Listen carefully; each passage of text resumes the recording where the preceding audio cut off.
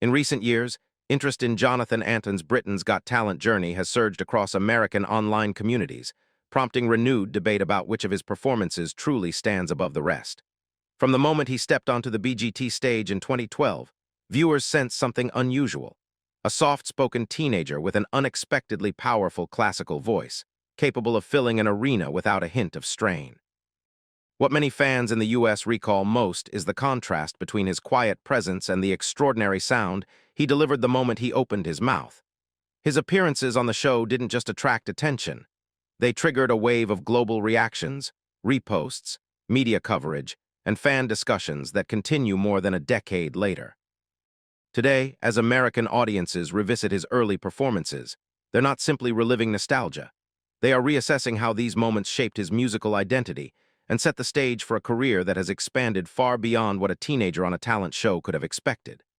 Across forums, social media threads, and classical crossover communities, fans have taken on the task of ranking his Britain's Got Talent performances, sparking a detailed breakdown of what made each appearance stand out. Some point to vocal precision, others to emotional delivery, and many highlight the visible shift in confidence as the competition progressed. Whatever the angle, one thing remains clear: the US audience has embraced Jonathan Antoine's BGT story as more than a reality TV memory. It's become a case study in unexpected talent rising at exactly the right moment. And that rise began earlier than most viewers realized. Before his name ever trended online, Jonathan Antoine was already turning heads in small music halls. Long before Britain's Got Talent brought Jonathan to a global audience, those near him recognized that his voice had unusual promise. Born in Essex in 1995, Jonathan grew up in a household that supported his creative side, and by his early teens, he was studying at the junior department of the Royal Academy of Music, a rare opportunity for someone his age. Local reports at the time noted that he showed remarkable technique for a young singer, demonstrating control usually seen only in professionally trained adult performers.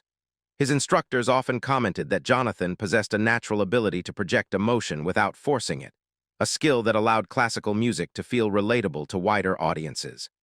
At just 15, he won a regional Young Musician of the Year award, signaling that he was more than a hobbyist with potential.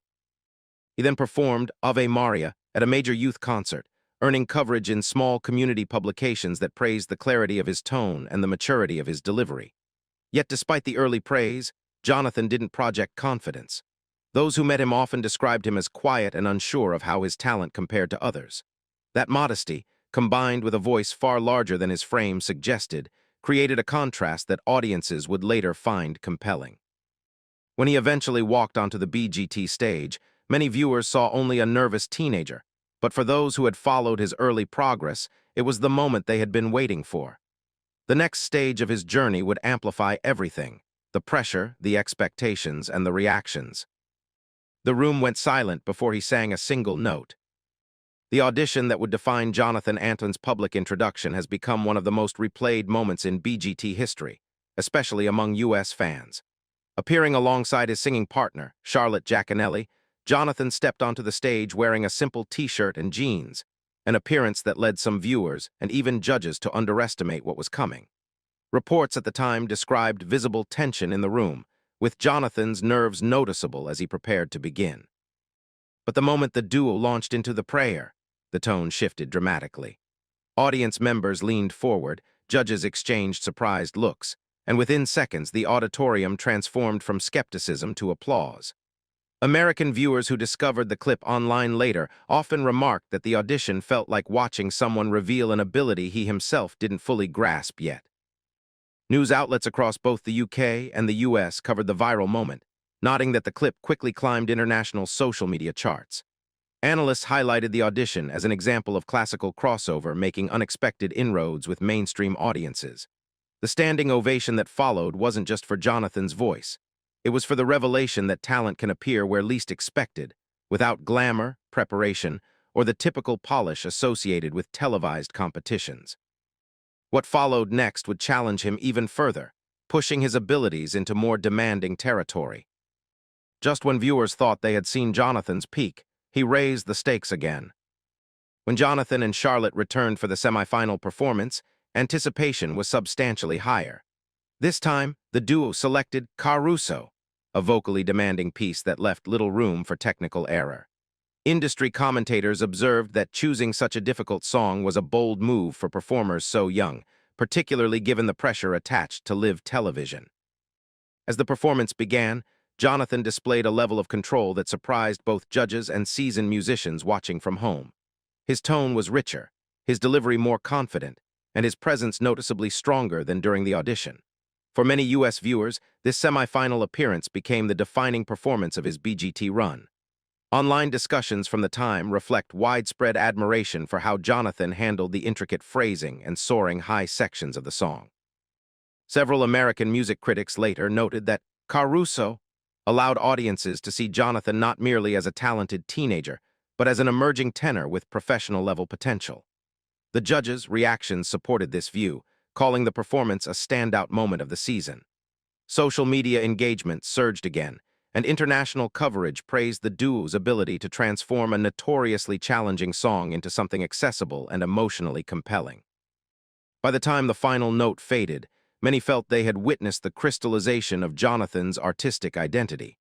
But the competition was not over, and the final round would carry even higher expectations. The last performance of the season revealed just how far Jonathan had come.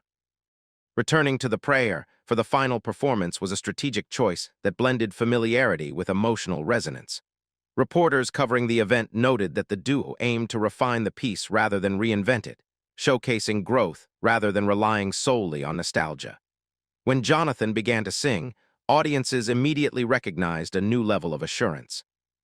His voice carried a firmer core, his articulation was more deliberate, and his dynamic control exceeded anything he had demonstrated earlier in the season. The emotional impact of the performance extended well beyond the immediate audience.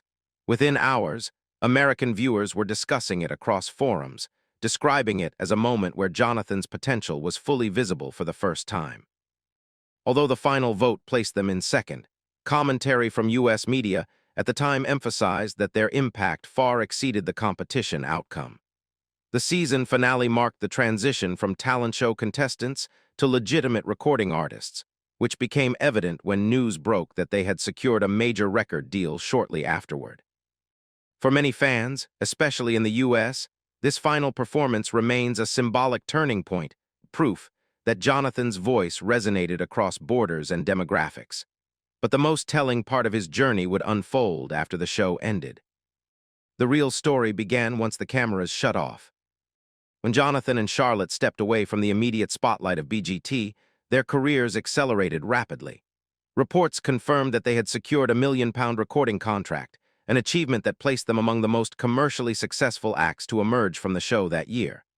Their first album, Together, introduced them to American classical crossover listeners, earning respectable chart placements and radio rotation across specialty stations. A second album followed, but by 2014, the duo announced they would be pursuing separate paths. Music industry analysts framed the split as a natural progression, noting that Jonathan's vocal capabilities had grown significantly and were steering him toward a solo classical career. When his debut solo album, Tenor, released later that year, critics praised the maturity of his sound and the clear artistic direction he had developed. In the years since, Jonathan has performed internationally, including appearances streamed heavily by his U.S. fanbase. His repertoire has expanded far beyond the songs that introduced him to television audiences, and he has built a career defined not by competition placements but by consistent vocal excellence. Today, his relationship with American supporters remains strong, with many following each release, livestream, and tour update. Yet despite his evolving catalog, U.S. fans continue returning to those early BGT performances, analyzing them with renewed appreciation. And that brings us to the central question. So why do U.S. fans keep ranking these performances more than a decade later? From a news perspective, the answer appears to be a blend of emotional impact, narrative arc, and vocal development captured in real time. Jonathan Antoine's BGT performances offer a rare case where audiences witness the transformation of a performer within a single season. His audition delivered surprise, the semifinals showcased growth, and the final demonstrated mastery, forming a clear, compelling storyline that audiences can revisit repeatedly. For American viewers, These moments embody the ideal talent show journey: unexpected ability, steady progression, and emotional authenticity. While Jonathan's later career shows his evolution far beyond a reality TV setting, it is these early performances that continue to define his public legacy in the United States. Fans who rank them often highlight specific qualities: the honesty of his delivery, the contrast between his shy demeanor and commanding voice, and the sense that they were witnessing the beginning of something much larger. And as long as those performances continue circulating online, the U.S. audience will keep revisiting them, not simply for nostalgia, but for the reminder of how powerful a breakthrough moment can be.